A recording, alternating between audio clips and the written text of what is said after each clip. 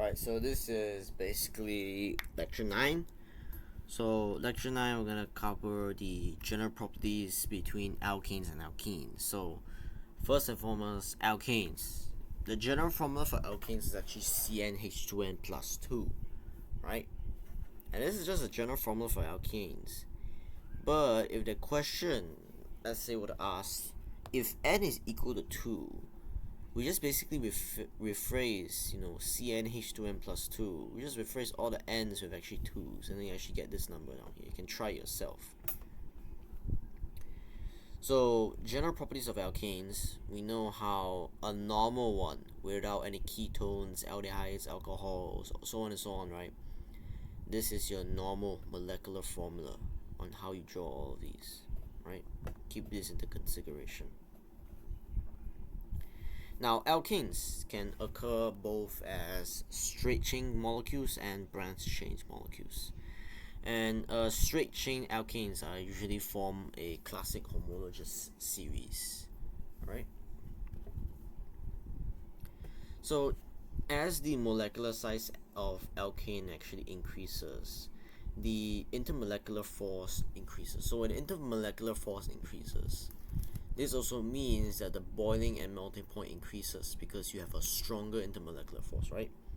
So therefore the viscosity increases and the volarity decreases. So viscosity just basically means how thick a substance or liquid can get, and volarity is basically how easily a substance can be evaporated into a gas or liquid.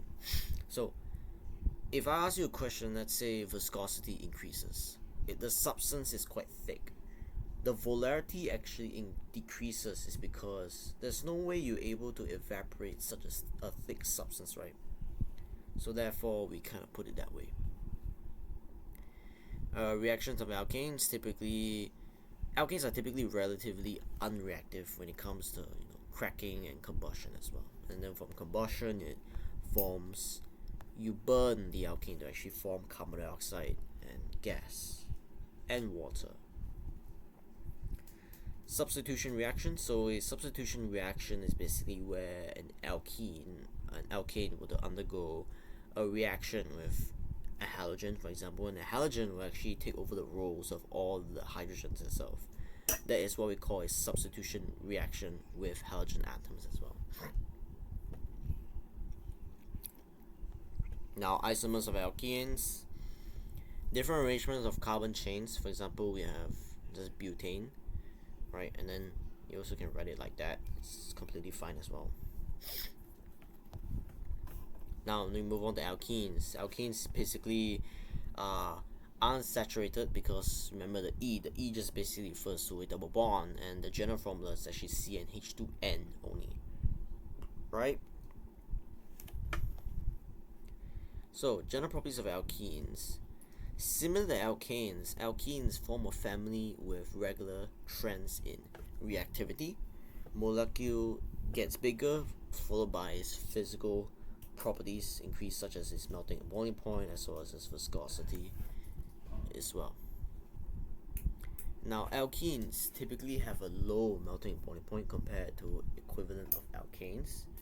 Alkenes are named on basis of the number of carbon atoms in the chain and position of the carbon's bonds as well. So examples, you can see butanol, where you have an E there. So this basically shows you that a double bond is happening between the second and the third carbon chain. And you can see how we have two methanol butane. You can see how we have a methanol group as well as an E, so double bond within the second and third carbon chain. If you can visualize this, I think you're good already. This is the general properties. Right. So reactivity, most characteristics happens of alkenes is an additional reaction to carbon-carbon double bond.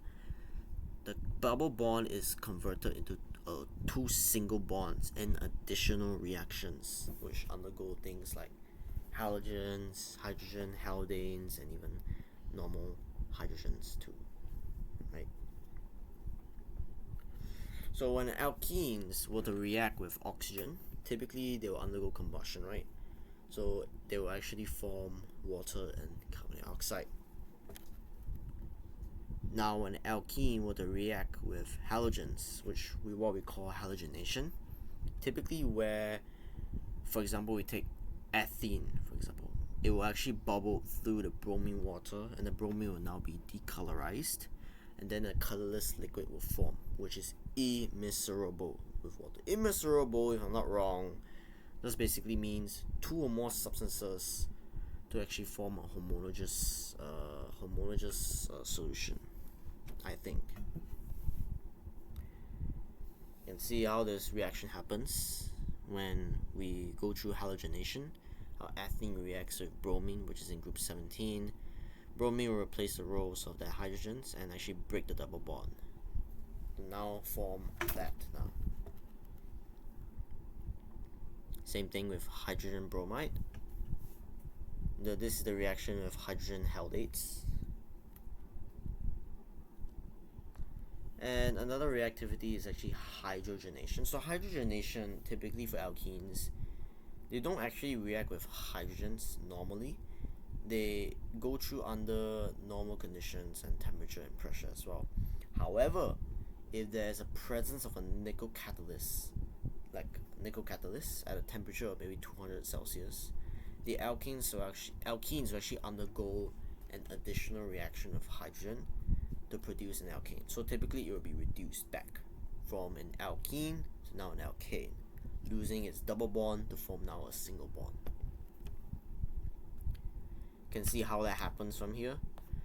We have ethene, which is double bond, bonded with the nickel catalyst to form now an alkane, which is a single bond.